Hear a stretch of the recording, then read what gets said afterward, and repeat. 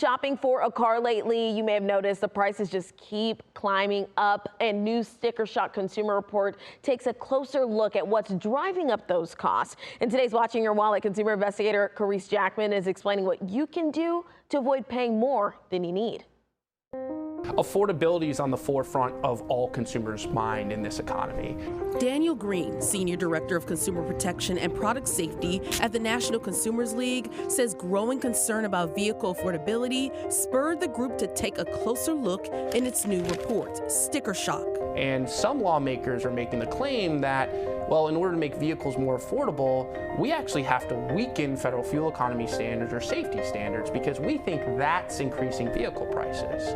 Well, we looked at the data and we found that if you want to make vehicle ownership or vehicle affordability better, the worst thing you could do is weaken federal fuel economy and safety standards. In their 71-page report, the National Consumers League found federal safety standards and fuel economy standards make up just a small share of the increase in vehicle prices. The report points instead to a mix of other factors, including more expensive vehicle types, higher-end features, dealer markups, and automaker costs and margins. Green also says the cost of vehicle ownership, like fuel, insurance, maintenance, and repairs, can add up well beyond the sticker price over time. So cost-conscious consumers who are now going to see gasoline prices exceeding $4 a gallon, there's going to be a shift toward more fuel-efficient vehicles, hybrids, perhaps even electric vehicles, as the only alternative to really avoid gasoline prices. So what can you do if a new car is out of reach?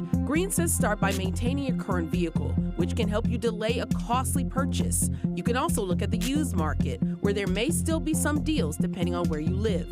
And while you may not control pricing, you can control how you shop, set a clear budget, and focus on features you actually need, not the ones that drive the price higher. With this Watching Your Wallet, I'm Carice Jackman.